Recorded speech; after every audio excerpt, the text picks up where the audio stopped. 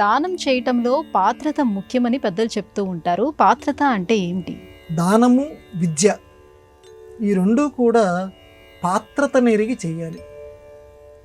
పాత్రత అంటే అర్హత, అర్హతని బట్టి దానం చేయమన్నారు.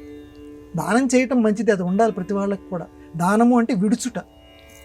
ఎందుకంటే ఈ లోకంలో చాలా గొప్పది ఏదనంటే హనుమంతుడు భీముడితో చెప్పాడు, ఈ కలియుగంలో ప్రతి వాళ్ళం కూడా తప్పనిసరిగా చేయవలసింది ఏంటి, ఏది చేస్తే మోక్షం లభిస్తుంది అని అంటే ఆ హనుమంతుడు భీమసేనుడితో చెప్తాడు, ఒకరికి దానం చేయటం. ఎందుకంటే మనం కష్టపడి సంపాదించినటువంటి సొమ్ముని ఇతరులకు ఇవ్వటం అంటే ప్రాణం విలవిల్లాడిపోతుంది.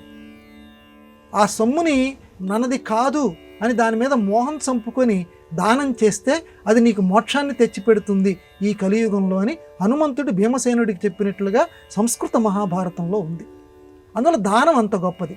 అయితే దానం పాత్రత నెరిగి చేయాలి. ఎవడికి పడితే వాడికి చేయకూడదు. పాత్రత నెరిగి అంటే అర్హత నెరిగి దానం చేయాలి.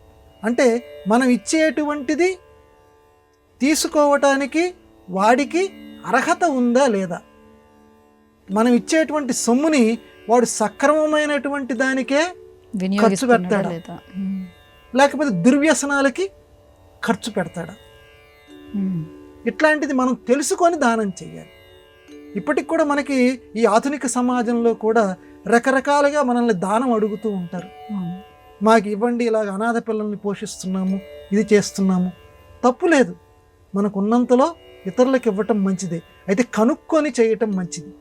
ఒక్కసారి మనకి శ్రమ అయినా సరే, ఖర్చు అయినా సరే, ఎక్కడ పెడుతున్నారు మీరు, ఎక్కడ ఉంది అది అని ఒక్కసారి మనం స్వయంగా వెళ్ళి అక్కడ ప్రదేశాన్ని చూసి మన మనస్సు సంతృప్తి చెందిన తర్వాత దానం చేయాలి. దానం చేస్తే అది ఫలిస్తుంది.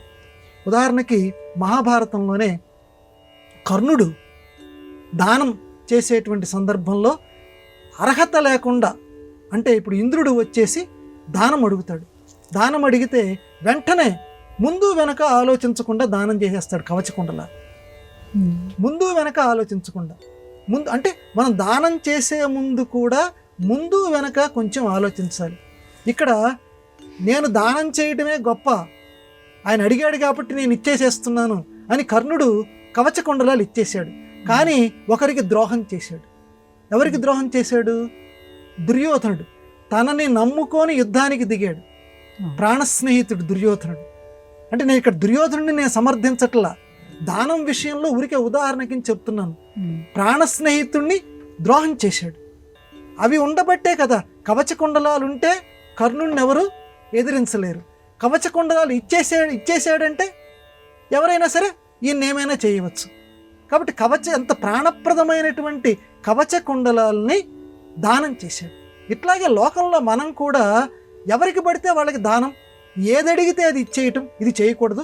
ముందు వెనక చూసుకొని, సమయము సందర్భము చూసుకొని దానం చేయాలి. ప్రధానంగా చూడవలసినటువంటిది పాత్రత, అర్హతని చూసి దానం చేయి, అప్పుడే అది నీకు ఫలిస్తుంది. ఇది